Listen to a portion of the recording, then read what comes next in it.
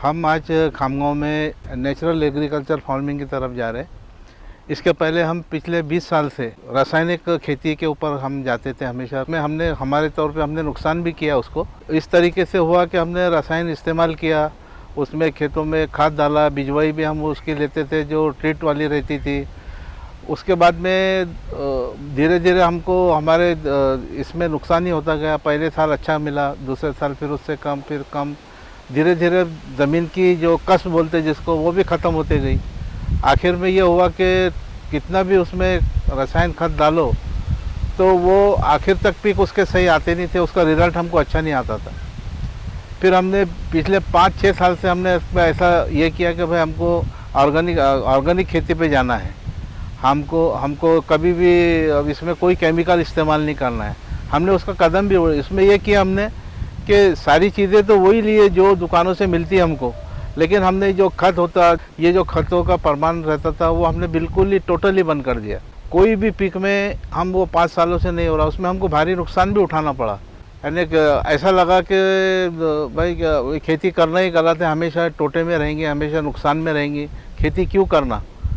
लेकिन पिछले 7-8 महीने से हमने यूट्यूब पे शर्मा जी को हमने देखा और यूट्यूब से हमने ये लगा कि भाई ऑर्गेनिक खेती के लिए कहीं ना कहीं कंसल्टेंसी हमको लेना चाहिए, हमने कहीं बात करना चाहिए।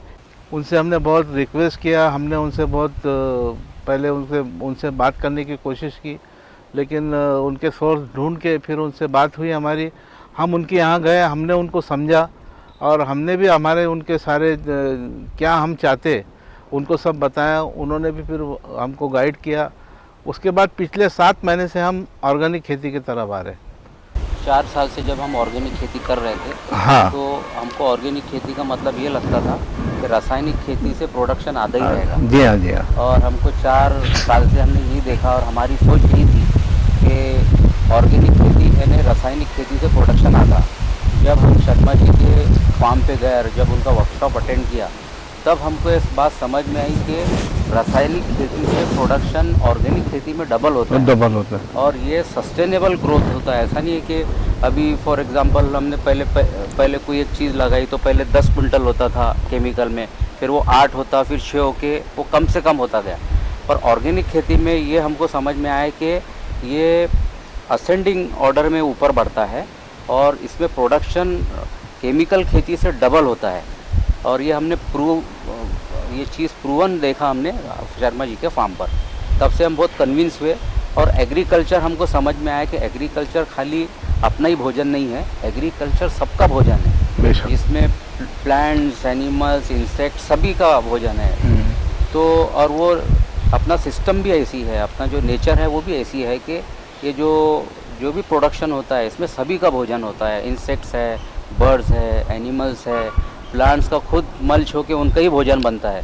तो ये सभी का भोजन है और ये नेचुरल तौर पे है। और पूरे हम जब नेचर को देखते हैं तो इसमें कोई फर्टिलाइज़र्स, कोई केमिकल्स नहीं रहता है और वो चीज़ें बहुत अच्छी और टेस्टी और फ्रेगरेंस वाली फ्रूट्स होती है।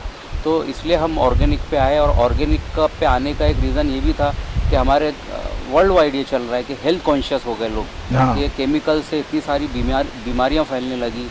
पंजाब में इतना बड़ा प्रोडक्शन होता था गेहूं का, तो वहाँ से कैंसर की ट्रेन भर भर के पेशेंट्स आते थे और उसका रीज़न यही समझ में आता था कि ये सब रासायनिक पदार्थ इस्तेमाल करने की वजह से सब कुछ होता था।